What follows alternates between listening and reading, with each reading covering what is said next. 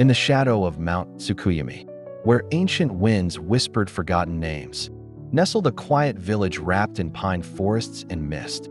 It was the kind of place untouched by time, where the world moved slowly and the past never truly died. At the edge of this village, in a modest wooden house lined with paper lanterns and wind chimes, lived an old man named Haruki. Every evening, as the sky turned the color of old parchment, he would take his lanterns, handcrafted from bamboo, rice paper, and memory, and walk the winding path to the ancient graveyard. There, he lit each lantern gently, placing it near gravestones worn smooth by time. The flames danced like tiny spirits in the fog. The children watched from behind trees, curious but afraid. "He speaks to ghosts," they whispered. "He's the lantern keeper." The elders said nothing. They merely bowed as he passed, their eyes heavy with unspoken sorrow. But Haruki didn't care what they thought. He knew what he was doing. Every step, every flame, every whispered prayer, it was all for her. "Aiko," he would murmur as he walked. "Come home." 53 winters ago, a landslide had devoured part of the village. A whole hillside gave way after weeks of rain, burying homes, lives. And Haruki's young wife, Aiko, they had been married just 3 months. He'd spent days clawing through the mud, ignoring broken fingers and weeping blisters. All he found was her crimson hair comb, tangled in a branch. Her body was never recovered. After that, Haruki never remarried. He left his post as a temple priest and became the village's silent guardian. Every night, he lit lanterns, one for every soul lost that day, and one especially for her. Some believed he was chasing ghosts. Others believed he had become one. One crisp autumn evening, as the first snow began to fall like ash, Haruki followed his usual path. The night was unnaturally still. Even the crickets had fallen silent. As he placed the final lantern beneath the Jizo statue, the guardian of travelers and souls, the flame flared unexpectedly. It pulsed with a golden glow, lighting up the trees like dawn. And then the mist stirred. A figure stepped forward from the swirling fog. She wore a white kimono embroidered with plum blossoms. Her hair, long and dark, floated as though underwater. Her face was soft and half-shadowed, but Haruki knew her instantly. "Aiko," he whispered, his voice trembling like the flame. She smiled, though her eyes held centuries of sorrow. "You still wait for me," she said. "I never stopped," he said, dropping to his knees. "Are you real?" "I was never far," she said, her voice like the rustling of leaves. "But I could not cross. Not until now." "Then come with me. Come home." She shook her head gently. "I cannot stay. Not yet. There are many who are still lost, souls forgotten, souls wandering. You've lit the way for me. Can you light it for them?" Haruki blinked, heart aching. "How?"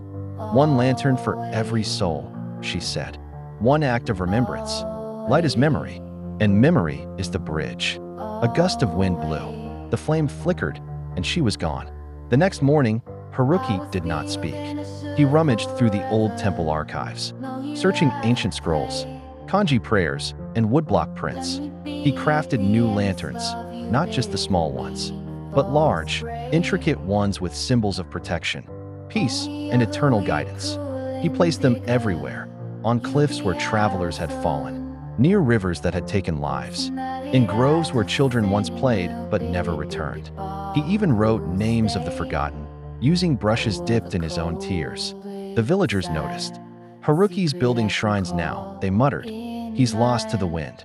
But slowly, stories began to surface.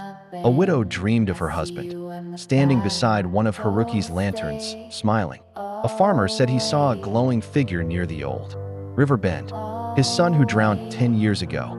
A monk passing through claimed to see a procession of spirits, walking the lantern path, bowing to the old man in reverence.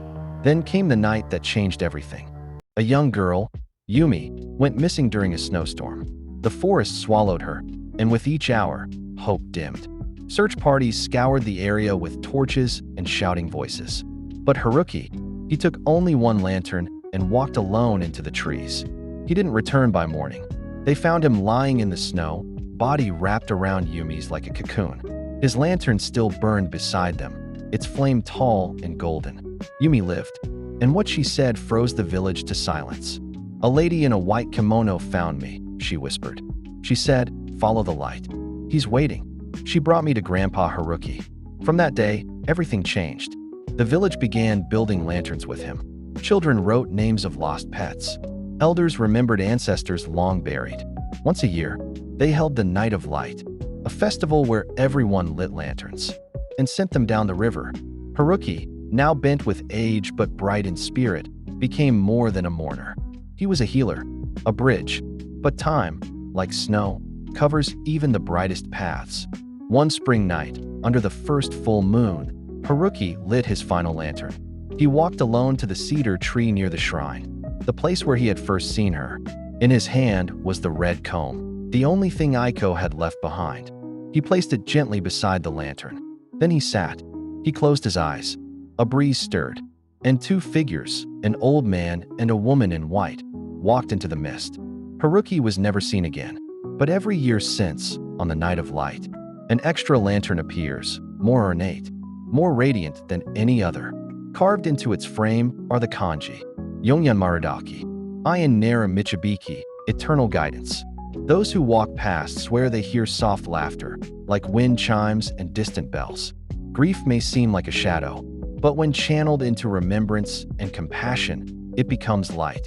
In honoring the past, we heal the present. And through love, selfless and enduring, we can guide even the most lost souls back home.